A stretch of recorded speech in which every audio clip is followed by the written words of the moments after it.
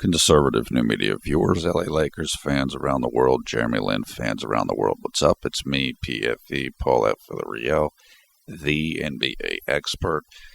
Sorry, I'm just talking kind of softly because my neighbors have a small child, and I'm sure that the baby's in bed right now.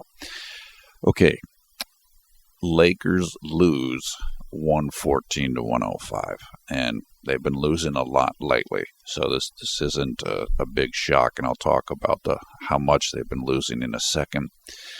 What happened in this game, and I detailed it in the short video. You can go and check out the short video if you'd like. It's, I don't know, about 7 minutes long. Maybe you want to watch that first, or maybe you want to watch that and then watch this later. This is the long video. What happened was the Lakers were up by 1 point at halftime, and then in the third quarter they got crushed. They got beat down by 20 points in the quarter. They gave up 40 points in the third quarter by itself, including a bunch of three-pointers, and the Lakers made a comeback attempt in the fourth quarter, but it just wasn't quite enough down the stretch. And I guess JLin got upset about the Nets scoring a layup late in the game when the Lakers were basically conceding the game. I was taking a note when it happened, and I came back on and I saw JLin talking with Deron Williams, and somebody told me on Twitter, Ella told me that the Nets announcers were surprised that JLin was basically back talking Deron Williams, but obviously Jeremy was upset because Bogdanovich, I believe, scored a layup that Jeremy didn't like him scoring. So, look, that's great. That's good. Jeremy's always criticized for his lack of competitiveness or whatever, so good. That's fine. I didn't think it was a big deal when I saw him talking to Deron Williams, but, you know, there's nothing wrong with that, and good for him. Okay, let's go over stats very quickly. Brooklyn led by Joe Johnson, playing small forward tonight, 23 points, 6 rebounds. I say tonight, Joe's capable of playing shooting guard if he wants to, but that's not what he played tonight. Deron Williams, 12 points, 4 rebounds, 15 assists. He had an excellent game. Bojan Bogdanovich, the aforementioned Bogdanovich, 18 points, 4 rebounds. He was huge in the first half. Brook Lopez off the bench, 22 points, 14 rebounds. He had a monster game, and he's just a gigantic guy, and the Lakers just really couldn't do much against him. LA was led by Jeremy with 18 points. He played 24 minutes, shot 6 of 9 from the field, including 1 of 4 from three-point range, 5 of 8 free throws, 1 rebound, 2 assists, 1 steal, 1 turnover, 3 personal fouls. I can't see his plus minus at this time, but it was right around 0, which was the best on the team. Everybody else had a negative plus minus, and Jeremy either had a 0 or a -1, and that was the best on the team, whatever his numbers were. Okay, now, the Lakers used a lot of Ronnie Price at point guard and JLin at shooting guard tonight, and it worked well. It worked quite well. Ronnie did a good job moving the ball around tonight. I didn't mention anybody else's stats on the team besides Jeremy's. Ronnie had 8 assists and only 2 turnovers. He did a nice job distributing the ball tonight. And it let Jeremy kind of focus a little bit more on scoring, but also Ronnie was looking for Jeremy. And the thing that I said in the short video, and I'll say it again here, this is the second game in a row in which Jeremy has kind of stepped back on offense, meaning he let the offense come to him instead of forcing things. And I mean that in a positive way. I'm looking right now at the shot attempts that the Lakers players got. There were 3 players on the Lakers team who shot more times than Jeremy did. Yet Jeremy was the leading scorer.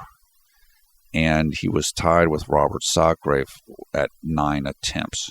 And he was also tied with Nick Young at 9 attempts. But Jeremy was the leading scorer. And that's because Jeremy was efficient in how he played. Also because he got to the free throw line more than any other Laker.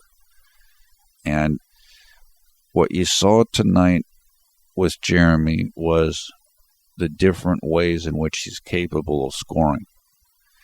This is why I've said to some of his fans before, it's okay for him to kind of step back on offense and just kind of be a cog in the wheel instead of the whole wheel.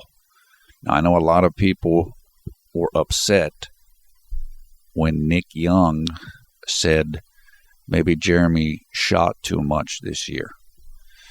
Look, I mean, of course, it's ironic for Nick to say that because of how much he shoots. But I think what Nick might have really meant was sometimes Jeremy's, he's pushing, he's pressing too much on offense.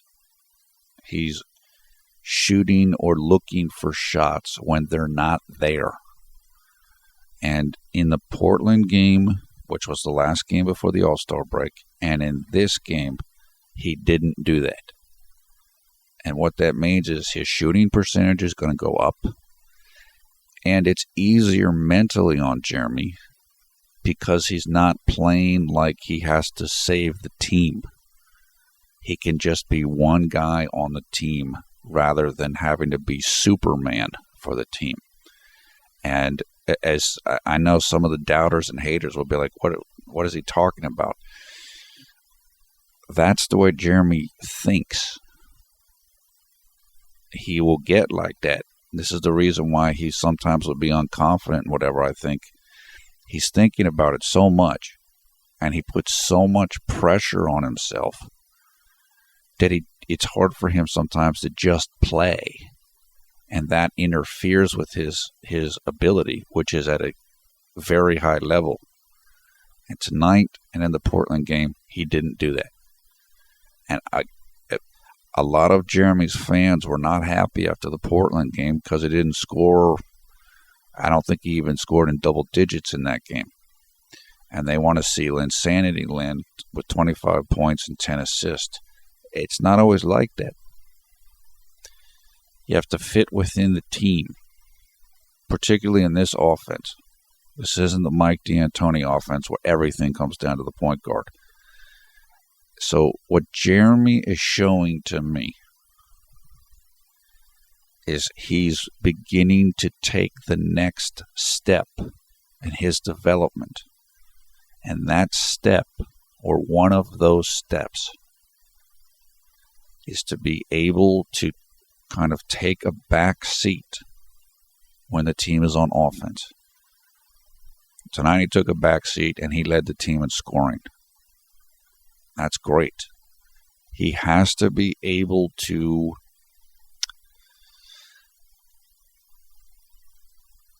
be a facilitator at times rather than the main guy. He has to be able to control the action without over-dribbling or forcing shots. And that's what he's done in the last 2 games. And this is a significant step forward for JLin. And if he's able to continue to play this way, he's going to reach a new plateau in his career. I can tell you that right now. This is the way that he needs to be able to play in order to be what a lot of teams are looking for. Because on some of the teams, on a number of teams he plays on, he's not going to be the guy. There was discussion that he might go to Cleveland today from a reporter out of Cleveland, and I'll talk about that in a bit. Well, if Jeremy Lin went to Cleveland, he's at best, he'll be the fourth fiddle behind LeBron, Kevin Love, and Kyrie Irving. So you need to be able to play within that. You need to be able to do that. And what he's doing in these last two games is showing he can do that and do it well. And I'm thrilled. I'm thrilled. Remember, if you go back and listen to our video after the Denver game, which was 2 games ago now, or 3 if you count tonight's game against the Nets. The last 3 games were Nets. Before that was a Portland game, and before the Portland game was a Denver game. The Denver game was extremely frustrating and disappointing for a lot of people, a lot of fans, and I'm one of them that was very disappointed. I was probably too hard on Jeremy about that game. That's the game where he had like 5 turnovers. Even though he scored well, he was good with the shooting. But it seemed like he kind of wasn't focused in fully. Well, everything's turned around now. It's like he did a 180-degree turn since the Portland game. And in listening to what he said in his interview, his practice interview on the 18th, I have a good feeling that this version of Jeremy might be here to stay. What he said in the practice interview was that he wanted to cut down on his turnovers and get his playmaking more efficient. Playmaking is when you are dribbling the ball and you're setting up other guys, basically. And so it just sounds like he wants to tighten his game up. And part of the way you turn the ball over less is you don't try to do everything. We've talked about this with Patrick Beverley, who, of course, Jeremy played with last year in Houston. Patrick has very few turnovers. Well, one of the reasons why is he doesn't do a lot with the ball. He doesn't have the ball a lot. You can't turn the ball over if you don't have it. So I'm really excited for this. Really excited by what I saw with Jeremy tonight. Now, part of it was he was playing shooting guard as opposed to playing point guard. But against Portland, he played point guard a good amount. And that's right. Although I think he did share some time with Jordan playing point guard and Jeremy playing shooting guard. But there were times where definitely Jeremy was playing point guard. And he still played like this. So what I think is happening now is this is a mental accomplishment for Jeremy. I think he's beginning to see the game a little bit in a more mature fashion. And I think he's beginning to see how he can fit in an offense like Byron's, or in an offense that a lot of teams will run, where Jeremy won't be the focus of it. But he's seen how he can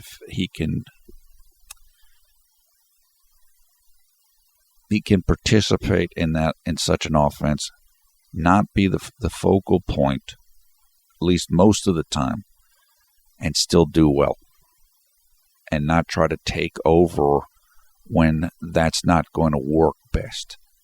And so this is great. This is huge.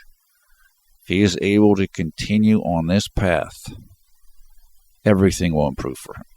His field goal percentage will improve. His turnovers will go down. His coaches will be a lot happier with him. His teammates will be a lot happier with him. Again, I'm not advocating for Jeremy Lin to not score a lot or not control the ball. Not saying that at all. But many systems and coaches that he will play for in the NBA don't want him to do that. So you need to be able to function well in a different system. and with a different mindset. And that's what he's doing now. And he's learning it quick. He's starting to excel at this.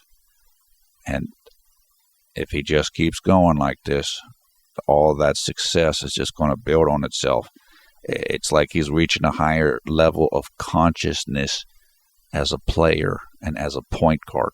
And it's great to see. I've talked about this many times before with Jeremy. He can be stubborn, and in some ways,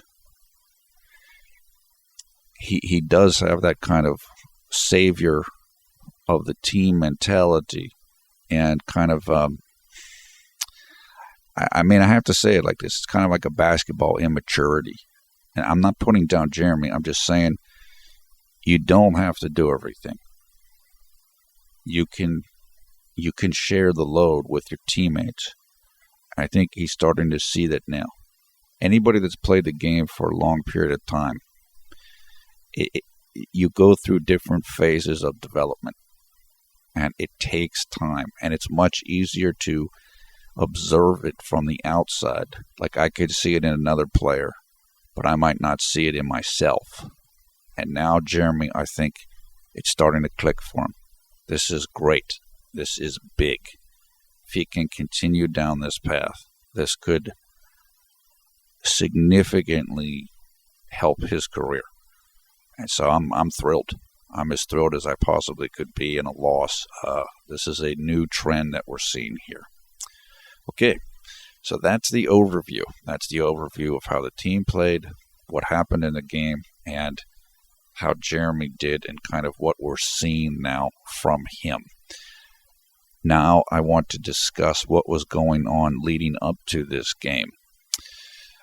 I told you about Jeremy's interview after practice on the 18th. I think that was Wednesday. Yes, Wednesday the 18th. He talked about what he did over the All-Star break. He went up to see his brother Joseph, who plays in upstate New York. I believe it's at Hamilton College. And Joe had his senior night. It's when the seniors kind of, it's almost like a homecoming type of a thing. They do a little thing special for the seniors, and an acknowledgement. And so Jeremy got to go to that game, and so did his dad, and I guess his whole family got together. And then Jeremy discussed, as I mentioned, he wants to turn the ball over less, and he wants to do playmaking more efficiently. So that was part of the build-up to this game. Byron Scott said that he might play Jeremy at shooting guard with Ronnie playing point guard, which is certainly what we saw tonight. Byron also mentioned that he might start Nick Young. And I think there's a good chance that's going to happen. And I discussed this on Twitter earlier today. The reason why I think that will happen is because every other player on the Lakers roster this year has started a game except for Nick Young. So what Byron is trying to do is he's trying to experiment and see how guys function as starters versus how they function as bench players. And so it would make sense to give Nick a try as a starter, since he's the only guy on the team that hasn't played that yet. So there has been discussion that the starting lineup might change soon, and I think there's a good chance you might see Nick Young as a starter. I don't know what other lineup changes Byron might make to the starters, but we'll find out. Byron also said that it looks like he's going to split time between Ronnie and Jeremy at the point guard, and there's a chance that Jordan Clarkson may return to a bench role. So those were things that were mentioned. Now, I said earlier that a reporter stated that Jeremy could end up in Cleveland. Now, how would that happen? The reporter in question is Brian Windhorst of ESPN. Windhorst has a radio show that he does in Cleveland every Friday morning.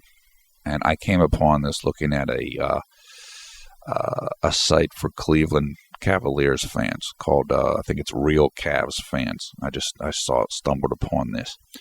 So what Windhorst said was that there's a chance, in his opinion, that JLin might be a candidate for a buyout. A buyout is when the player and the team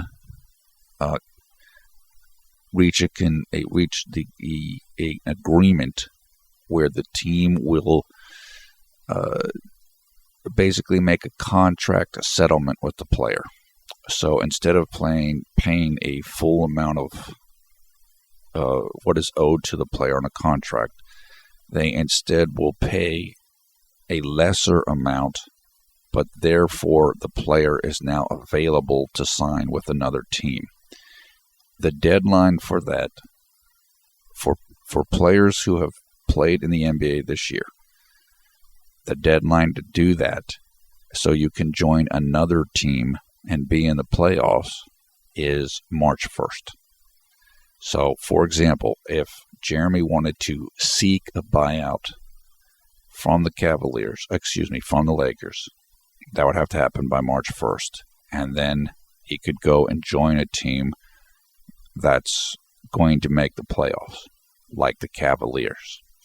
Usually what happens with buyouts is a player on a team that's not going to make the playoffs, that's in the lottery, that just there's nothing to play for, essentially. Veteran players might seek a buyout so they can go and be on a contender. And that's basically what Windhorst was considering here. The Cavaliers do need a backup point guard. They need one pretty badly. What is the realistic chance of this happening? Right now, it doesn't look very high because it does not seem as though Jeremy is going to seek a buyout.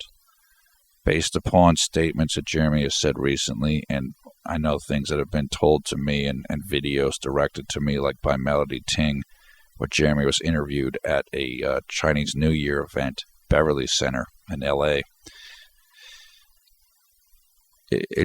Jeremy sounds like he's perfectly content to play out the rest of the year with the Lakers. So if the player doesn't seek the buyout, then it's probably not going to happen. And so, look, I know myself, Ito Amir, other people, I would love to see Jeremy with the Cavs and with Coach David Blatt and playing for a potential championship this year. But it's up to him. Look, I mean, it's a lot nicer living in L.A. than it is living in Cleveland. I mean, just in my opinion. Jeremy's around family and friends out there, and in a couple months, he can make his own decision and go wherever he wants. So he just might want to finish out the season, be professional, not try to get out of the situation or whatever, and maybe that's it. Maybe that's what he's going to do. Whatever he chooses, I have no problem with it. If he wants to stick around for now, that's fine. Like I said, he's clearly progressing right now. So there's no reason to change it for him in terms of his development as a basketball player. So we will see what happens. We'll find out in the next few weeks, certainly. The Lakers came into tonight's game against the Brooklyn Nets having lost 15 of their last 16 games. So that means they're 1-15 in the last 16 games coming into this game. And now they're 1-16 in their last 17 games. They are currently on track to win just 20 games, which would be, they would have the worst winning percentage in franchise history, and they would have the second fewest wins in franchise history. A team back in like the Minneapolis Lakers, when they were still in Minnesota, won 19 games. The reason why they didn't play as many games back then.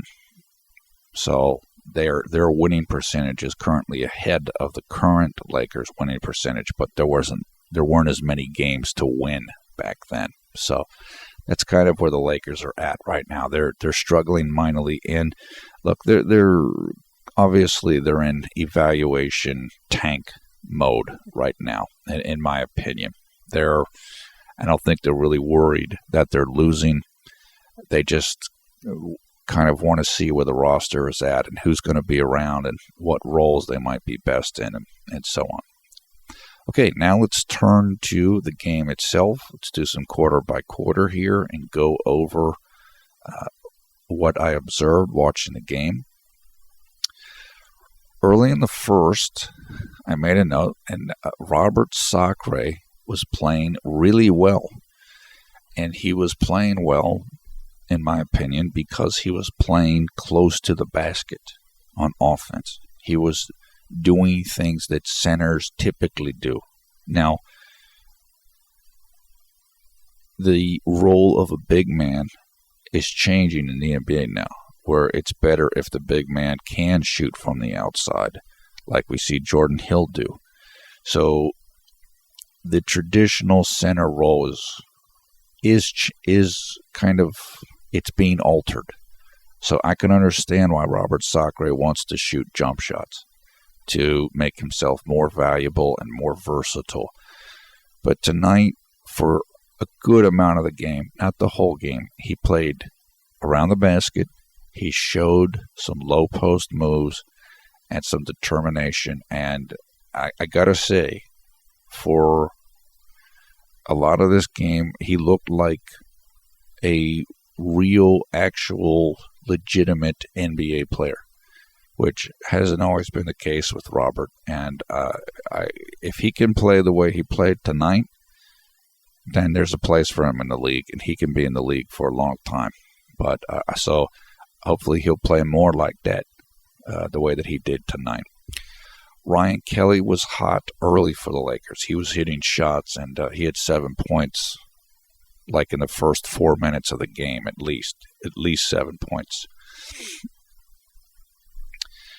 Then Jordan Clarkson hit a three midway through the first. That put the Lakers up 14-10. Then Jordan had a nice little and one move. He hit a little floater in the lane and had the free throw.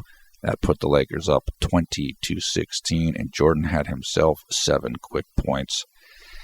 And then I made a note that said the Lakers are getting all of the calls. So the referees seem to be favoring the Lakers early. They were getting foul calls, and Brooklyn wasn't getting foul calls. At least that was my opinion. And Bogdanović was also doing quite well early. He was hitting everything he was putting up. It's particularly three-pointers, but so he was a problem early on for the Lakers. Heading into late in the first, Jeremy came into the game with 3 minutes and 20 seconds left. He came in with Nick Young. They replaced Wayne Ellington and Ronnie Price, I believe. No, that's not true.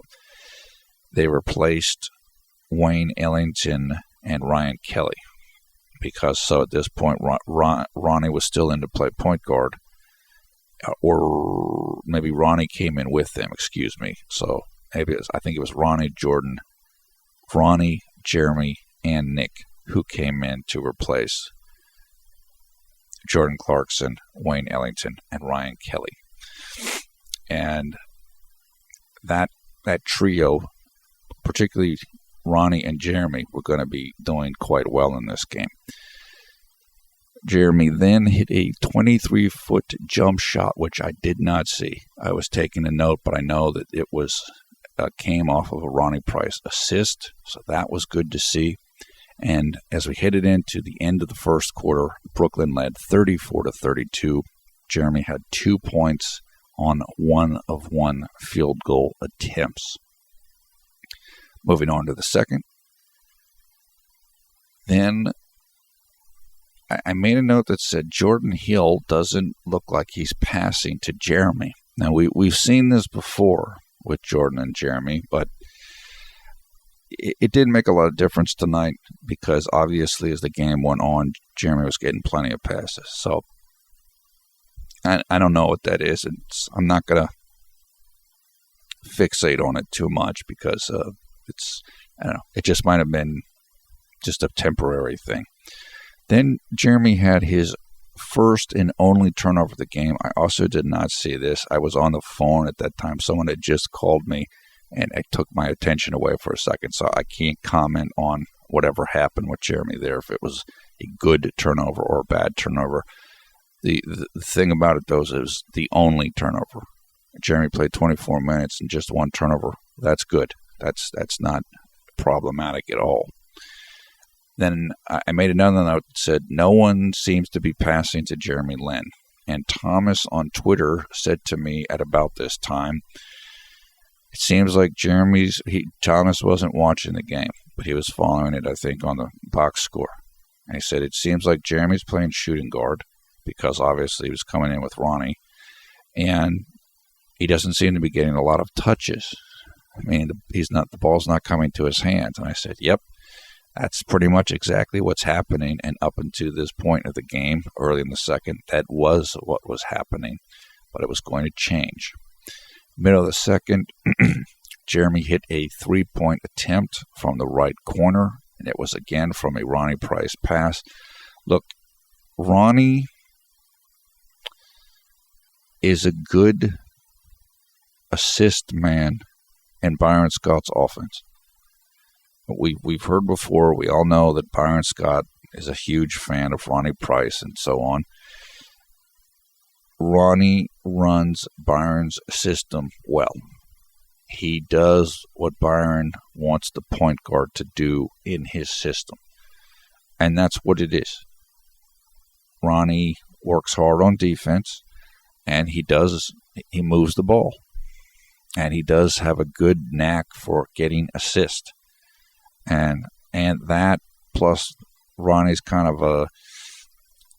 apparently Ronnie's really competitive, and he's has kind of a tough guy persona a little bit on defense, and that's why Byron likes him so much. But you certainly saw a great version of Ronnie Price in this game, and I like the way Ronnie and Jeremy work well together, because Ronnie's not really a scorer, but Jeremy is a scorer.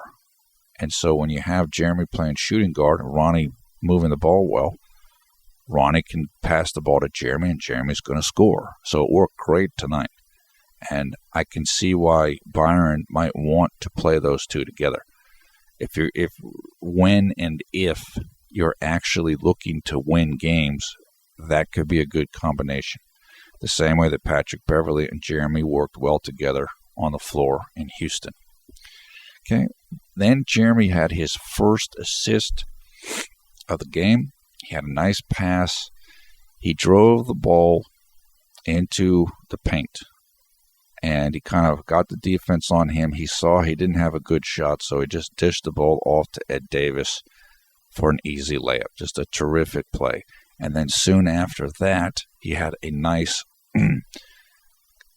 like 3/4 of the court pass ahead to Jordan Hill, who was running right down the middle of the court with nobody in front of him. Jeremy hit him in stride, almost like a quarterback would hit a wide receiver in American football. And Jordan Hill went up for a shot, but he was fouled. And he almost got the and one, but the ball just kind of rolled off of the rim. So Jeremy was starting to get a good groove here, and it was going to get better. But he was beginning to find kind of his zone in this game. Jeremy came out of the game with the score at 45-43 for Brooklyn. 6 minutes and 33 seconds left in the second quarter. He came out, I believe, either for Wayne Ellington or Jordan Clarkson. I'm not sure which. Okay. Then I just put another note that said, yes, Robert Sacre still playing well in the post. Halftime, 57-56 for the Lakers. Jeremy, at that point in time, had 5 points and 1 assist. He was 2 of 2 shooting from the field in 9 minutes, and including 1 of 1 from three-point range. And he had the one single turnover, which he would end the game up with. Moving on to the third quarter. This is where things really slipped away from the Lakers. And what happened was Brooklyn got hot from three-point range. They just started hitting shots, and they couldn't miss. And the Lakers honestly weren't playing that bad of defense. It's just you have to concede something. And so they were kind of giving Brooklyn these three-pointers, and Brooklyn was just hitting them. And they did get some open looks, but overall the Lakers' defense wasn't that bad. Just Brooklyn started hitting shots, and that's the score just kind of got away from the Lakers. So again, the Lakers themselves were up by 1 point at halftime. Early in the third, pretty soon they were down by 8 points. Moving on to middle of the third, they were down 10 points. And then finally, late in the third, Jeremy got into the game. And when he came into the game, Brooklyn was still down by 10 points. The Lakers were down by 10 points. There were 3 minutes and 26 seconds left. Jeremy came into the game for Jordan Clarkson, who I think at that point was actually playing shooting guard himself, with Ronnie having come in a few minutes earlier to play point guard. Soon after he came into the game, Jeremy had his second and final assist of the night. He did very similar on his first assist. He drove to the basket, drew the defense a little bit, dumped the ball off to Ed Davis, who then shot a simple layup. This is where I made the note. I said, JLin playing well tonight. He's playing decisively.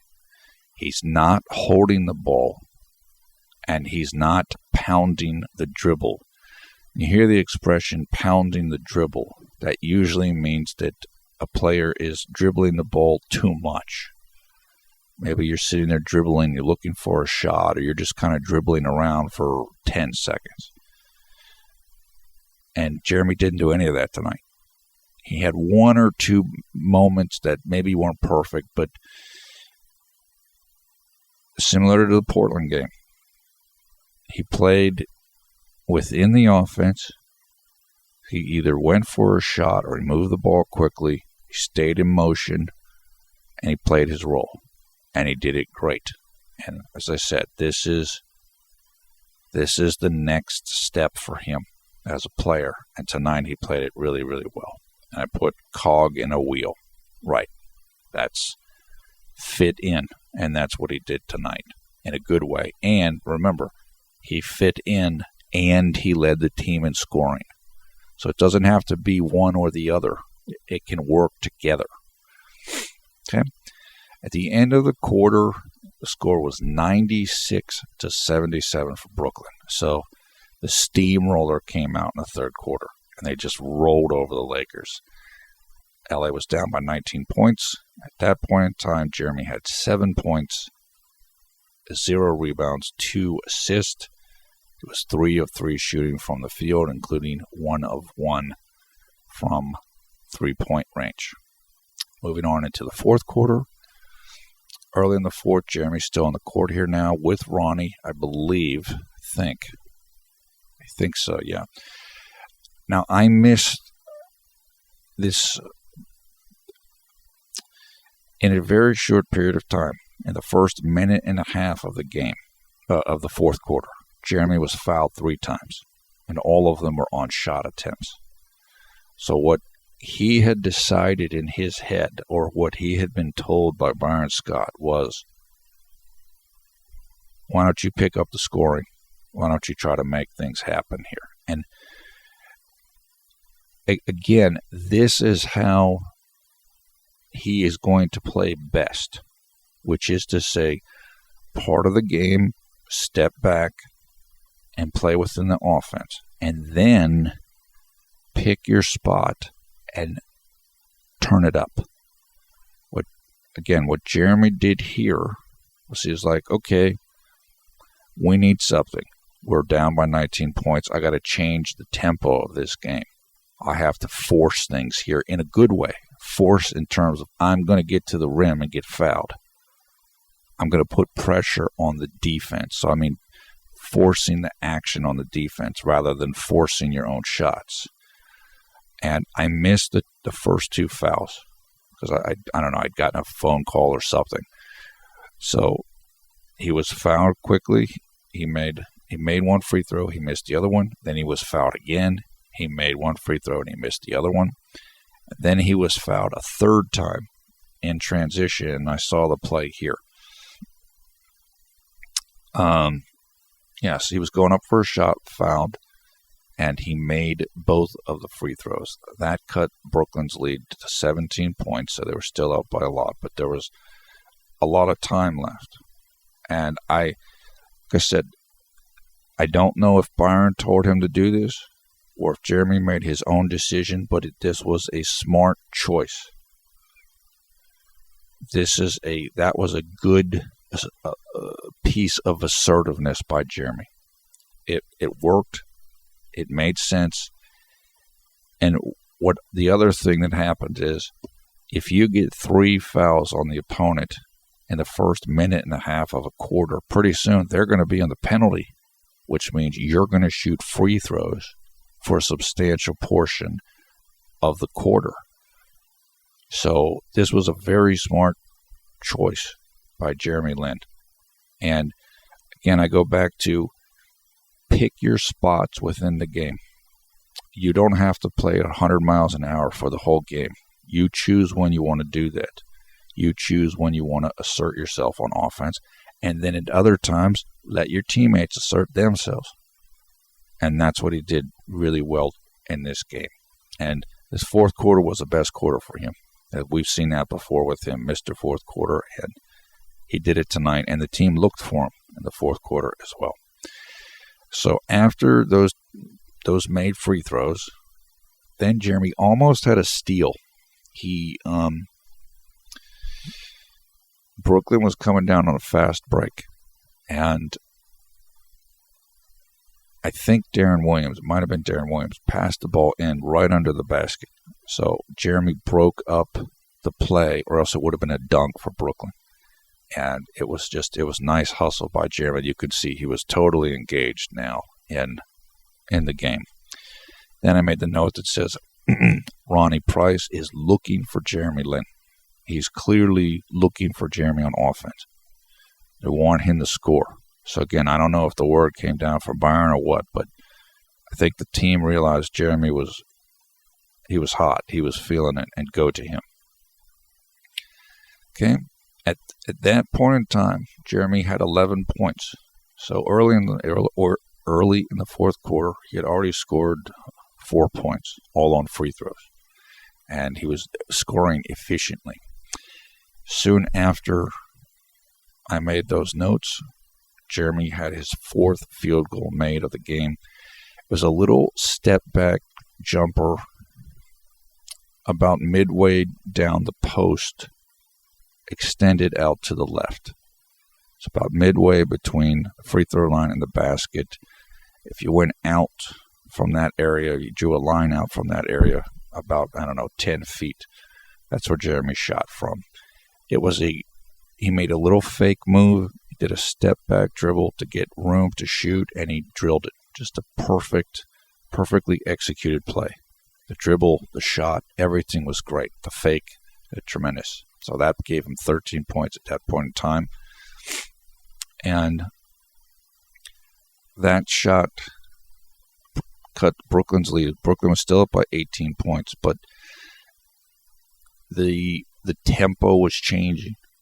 Things were starting to go more into the Lakers' favor, and Brooklyn knew it. And Lionel Hollins, who was the coach of Brooklyn, he wanted to rally his team a little bit because he could feel that the momentum was changing. Right? After the timeout, the Lakers went to a full court press, which is where everybody is guarded the length of the court. So it makes it harder for you to inbound the ball. You're just putting pressure on the opponent to even get into their offense. So I thought that was a good move. Byron knew he had some momentum. He was trying to press the advantage. Then Jeremy had a nice defensive play where I think Allen Anderson was the player. He went for a jumper, and Jeremy contested it really well. Got right up on him, and he forced a miss. Moving on into the middle of the fourth, Jeremy had his fifth made field goal. He hit a jumper from 10 feet away, which I did not see. Must have been taking a note at that time. And soon after that, he had his sixth field goal made of the game. Ronnie Price stole the ball on a Brooklyn Nets attempted pick-and-roll pass. Ronnie stole the ball. Jeremy saw it. He raced down the court, down the right side. Ronnie hit him in stride, ahead of the defenders. Jeremy laid the ball up. That cut Brooklyn's lead down to just 12 points, and there were still 5 minutes and 45 seconds left to go. So this game was absolutely within reach at that point in time. Brooklyn took a timeout, and I just made the note, Jeremy and Ronnie are working well together, and they are, and they can. So, like I said, that this is, my guess is that Byron was seeing that in practice, and so we might be seeing it more in games to come. We'll just have to keep our eyes out for that. Then I made the note where I said this is the second game in a row, including the Portland game, where Jeremy is playing in the flow and easing back. It's like I said, I've said this in many videos. Sometimes Jeremy tries to do too much. Just because, again, it's a mindset with him. He feels like he must do that. But now he's starting to learn that he doesn't have to do that. And if he doesn't do it, things will go easier. He can just play within the flow. And that's exactly what he did in this game.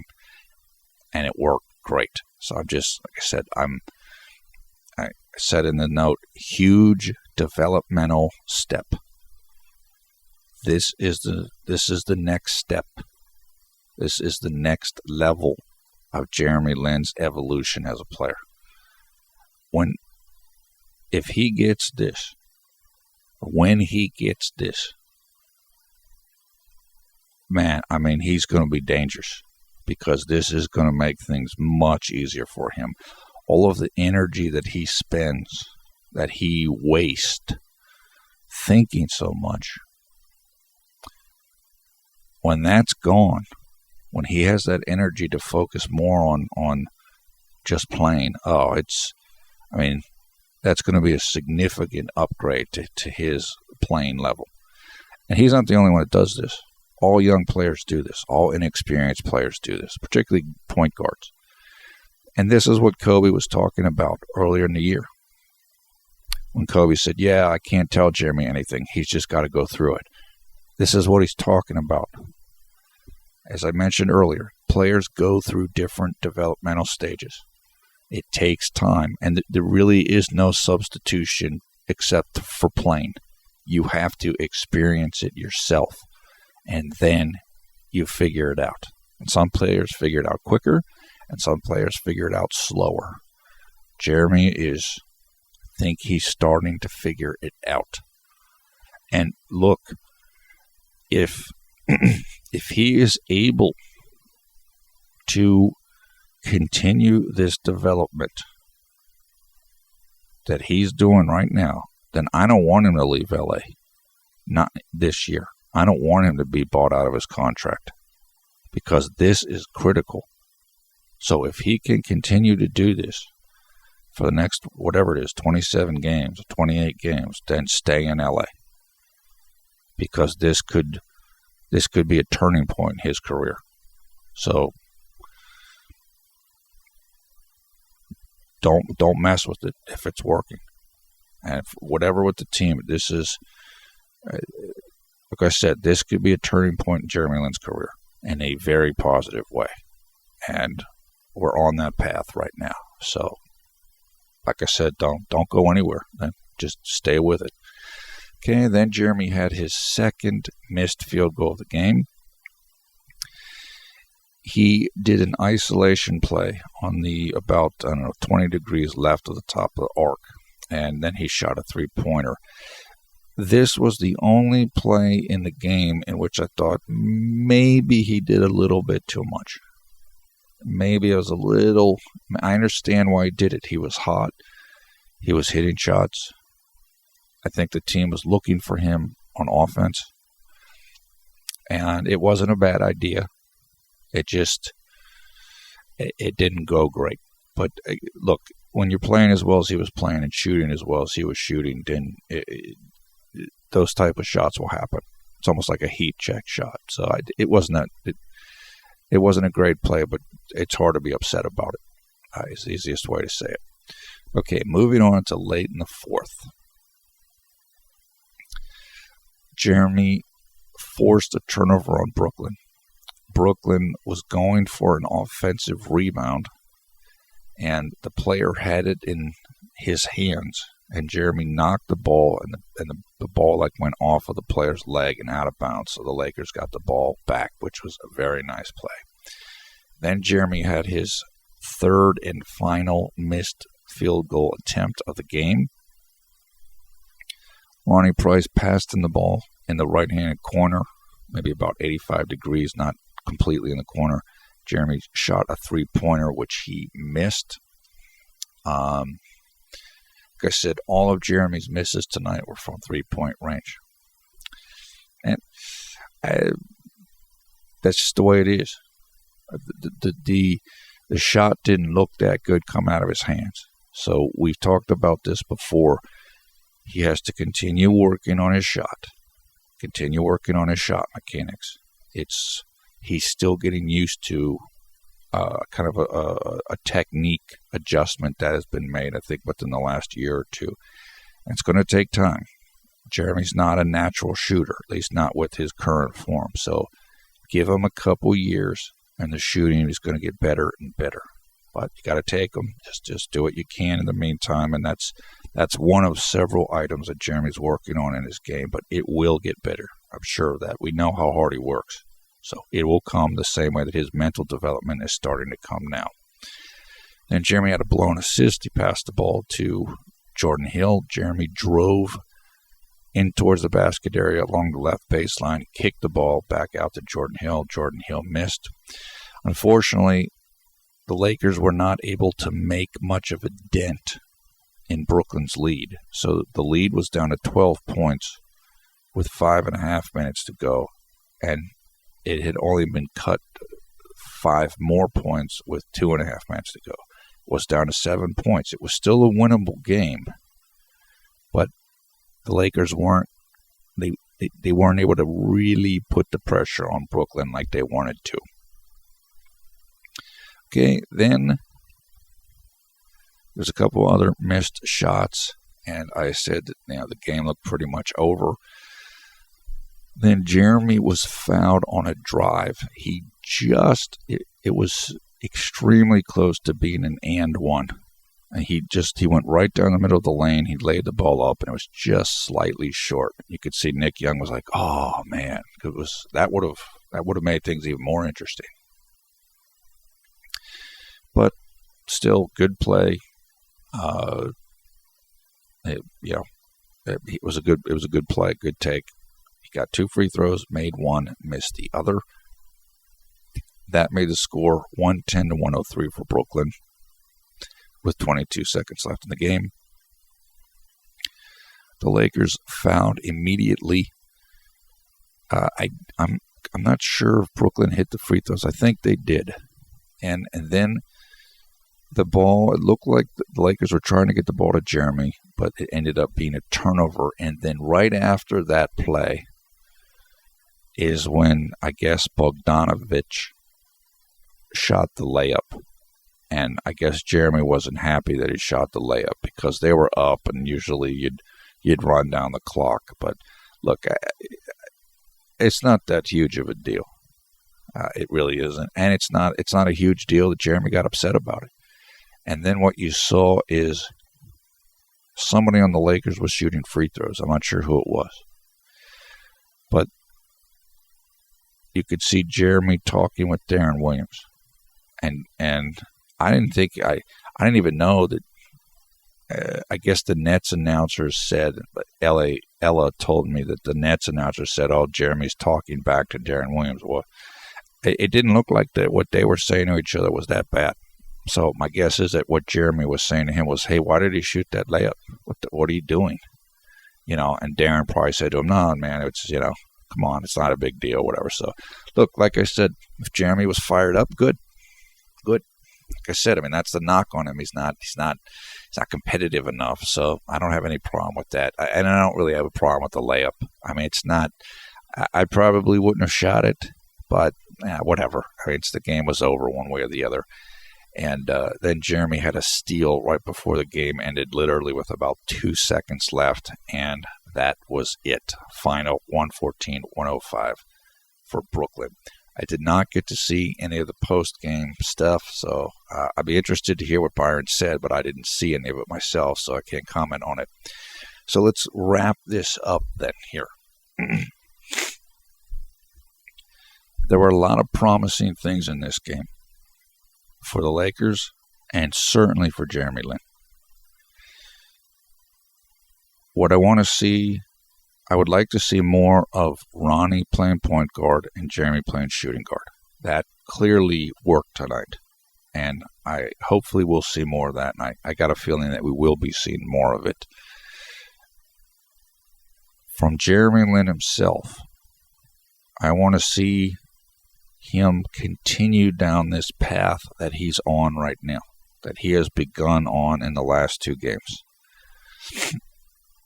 Excuse me, I'm just really congested right now. Play within the system. Pick your spots. Move the ball. Be decisive. Let your teammates make shots and do offensive things as well. Cut, play hard defense, and keep working on your shot, because you're going to get open shots. And as I said, I really believe that Jeremy might be hitting another level here now, and that's big. That could be a huge development for him turning in his career going forward. To just kind of get the feel of the game, get the feel of this offense, get the feel of playing in an offense where you're not the focus, but you can still make things happen in a productive and consistent way. What's so exciting about this is the way that Jeremy played tonight is repeatable. It wasn't spectacular, but the numbers were very good. But it's not like he can't do this again and again, because he can do it again and again. And he's not even taking that many shots. So this is a niche.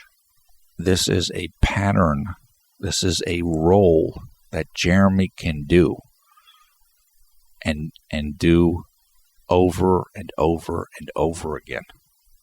And this is a way that he's playing that the coach is going to like, that his teammates are going to like, and that he can be comfortable playing in. He doesn't have to be Superman. He doesn't have to be Linsanity every single night. And I'll put it another way too.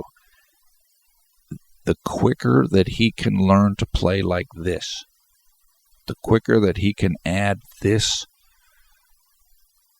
cog in the wheel mode to his offensive arsenal, that is going to lead him back to Linsanity. That's the bridge back to Linsanity.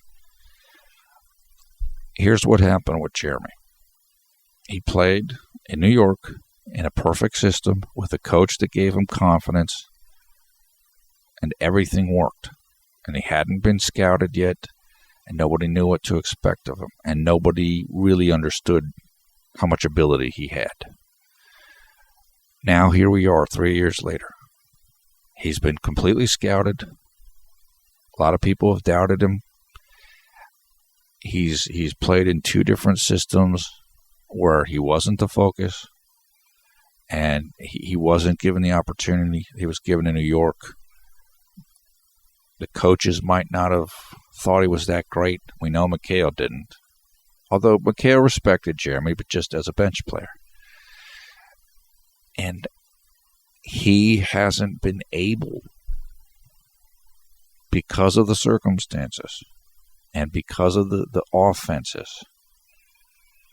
he has not been able to take that next step in his own development.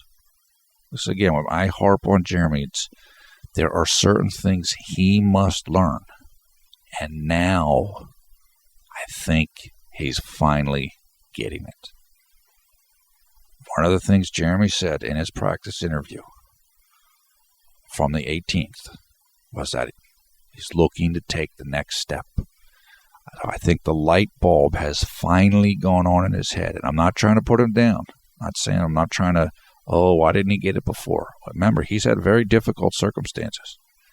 And let's be honest here, Jeremy's incredibly hard on himself, or he was. Remember in Houston, he'd crying after games and nervous before the game. I mean, this is just the maturing of a young man who had incredible expectations and limelight put in on him, which he didn't even want. And he certainly didn't expect. So it takes time. Now he's starting to get it. And I'm telling you right now, if he gets this, or when he gets this, look out. Look out. Because then it's just the beginning. And then you're going to see some really special things. Now, people talk about he shouldn't be in the league. No, he's in the league. He's not going anywhere. If he can continue down this path that he started in these last two games, that is the path for him to become the player that he's capable of becoming. I am incredibly excited. More excited than what I can express right now just because I'm trying to be quiet. And it's happening. The caterpillar is starting to form into the butterfly. This is the road. This is the way. So I'm beyond excited. So, like I said, I don't care how much the team's losing or any of that stuff. This is the way Jeremy needs to play. And I think he's starting to figure that out now. And the best is yet to come. The best is yet to come. So, like I said, stick tight in LA. Keep working on this playing style for the next 27 or 28 games. And then you can go into the off season. You're free agent. You get to pick your own thing. And you can go in with this new level of basketball maturity. You can go in the summer, hopefully if Jeremy's healthy, work on your three-pointer. That'll get better and better. And then you can really be ready to come into next year and start building on that. It still might take him another year, maybe even 2 years, to really settle in. But this is it. This is the path. And when I say settle in, I mean completely, fully mobilize all of his talents. Being able to shoot the three-pointer consistently, being able to step back on offense and know when to assert himself, and being confident game to game because he knows where his skills are. He knows he has his mindset in the right place in terms of how to play within an offense.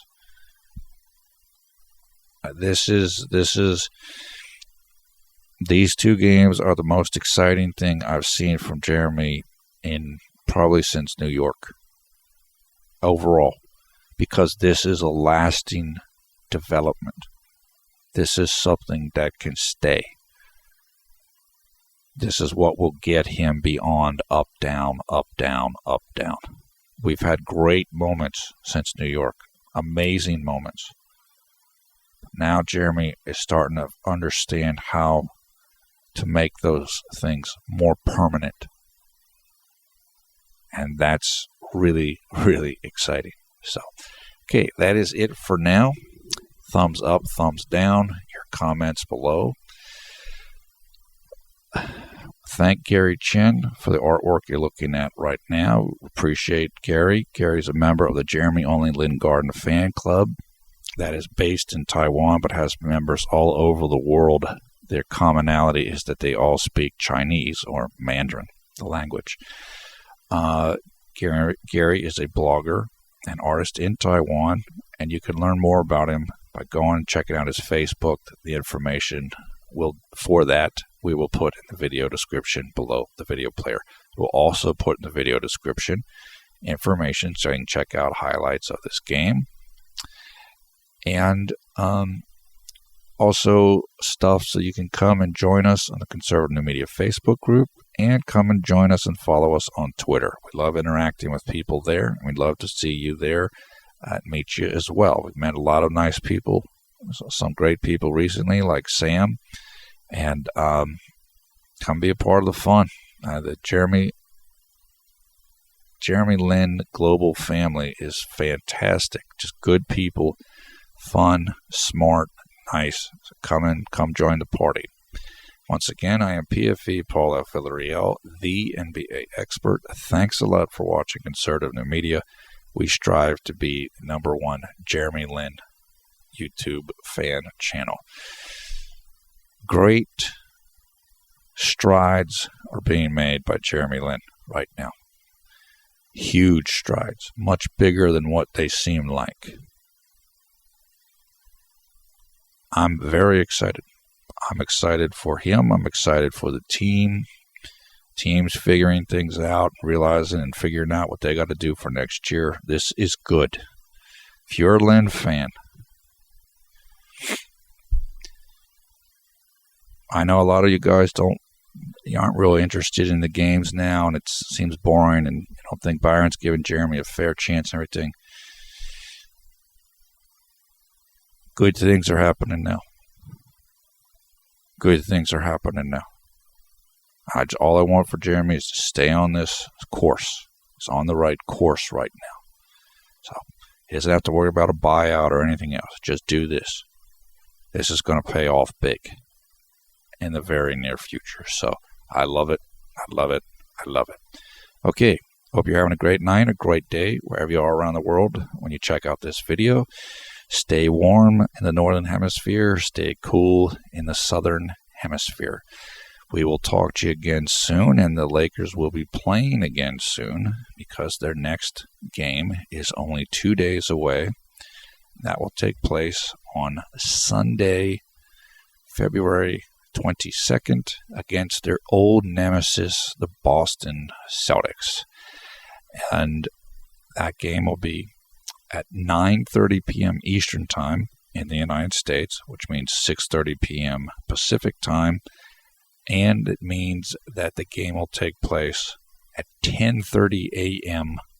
on Monday, February 23rd in China, the Philippines, and in Taiwan. Here in the United States, the game will take place on NBA TV. Boston has gotten a little bit better, I think, after the trade deadline. They acquired Isaiah Thomas from the Phoenix Suns.